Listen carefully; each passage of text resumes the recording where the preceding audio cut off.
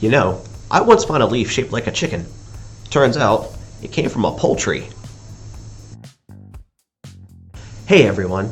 So, I was thinking that in honor of this lovely fall weather we're having, we would do an art project called a frottage. Now, a frottage may sound like something you would order in a fancy restaurant. Excuse me, waiter. I would like to order your chef's finest frottage, please. Sir, this is the Benny's. Right. Did you bring your own candle? Yeah, I'll just have a short stack of some bacon. Thank you.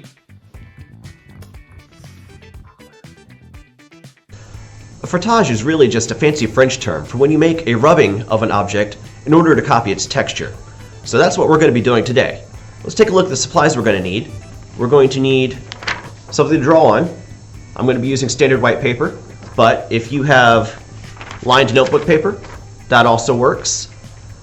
You can use construction paper for this, but it's really a little bit too thick to do this, and you'd be able to feel the texture of the object through the paper. So really thinner is better. You're also going to need a handful of leaves of various types. Try to get a bunch of different sizes, different shapes. Ones that have really, really thick veins are great because you get a lot of texture that way. You're also going to need something to color with, something to make your rubbing with. I'm going to be using colored pencils in warm tones, but if you don't have those, you could also use crayons. These work really well. If you have colored chalk or pastels, these are also fantastic. If you don't have anything with colors, you could use just a normal number 2 pencil. This will also make a fantastic rubbing. You want to avoid using anything with ink though. Markers, pens, things like that, they're a little too wet and you won't get any texture, it'll just soak the paper. So once you get all your supplies in place, we can get started. So making a leaf frottage is really very, very easy. Your first step is to take one of your leaves and we are going to put it underneath our paper. You're going to try to position the paper over where you want the impression of this leaf to be. Then we're going to pick one of our colors. I'm using colored pencils, but you can use your crayons or your chalk or whatever you've got. And what we're going to do is we're going to use the side of the pencil, not the point, the side, and we're just going to very lightly rub over the top of the leaf. And what's going to happen, as you can see, is we're going to start being able to see all the textures of that leaf.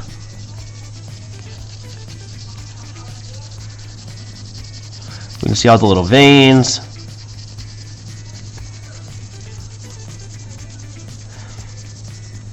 It's going to take you a little bit of practice to figure out the right pressure to use. So you might want to do a couple test runs before you try to make a finished work of art.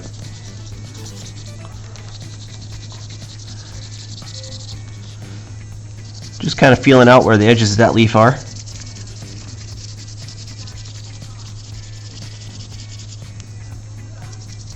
And there's some more up here. There we go.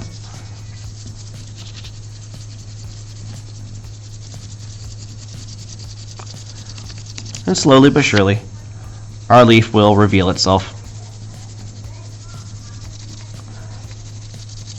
See how you can start seeing the edges of it, and all the little veins.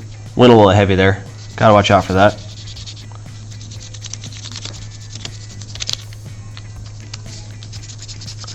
And gotta cover the whole thing.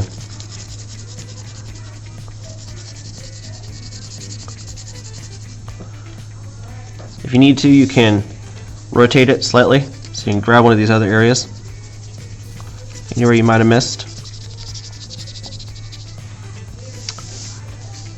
You have a rubbing of a leaf. Now, once you get that, we're going to swap out our leaves. So I'm going to pull that one out, and I think I'm going to use this guy right here. It's a point of interest that you probably want to put it with the vein side up. You're going to get more texture than if you do it with vein side down. It's going to look kind of flat. So do it with the veins up. I'm going to put this guy down here, right underneath, and I'm going to pick a different color. I'm going to go with some yellow. We'll see how well this shows up.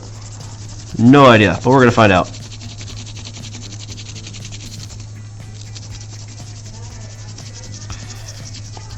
Be very, very careful to make sure that the leaf does not move around while you are rubbing it. Kind of pin that thing down. There we go. We'll do another one. I'm going to put him over a little bit. And we're going to do the same thing.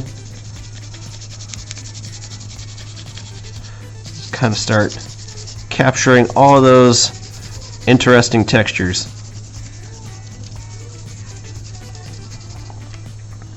And you want to keep going with that with all your different leaves. You know, I'm going to use this guy real fast. Put him under here.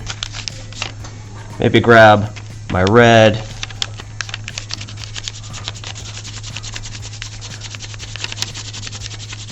And really start filling out your paper with all sorts of different leaf shapes. See what you can come up with.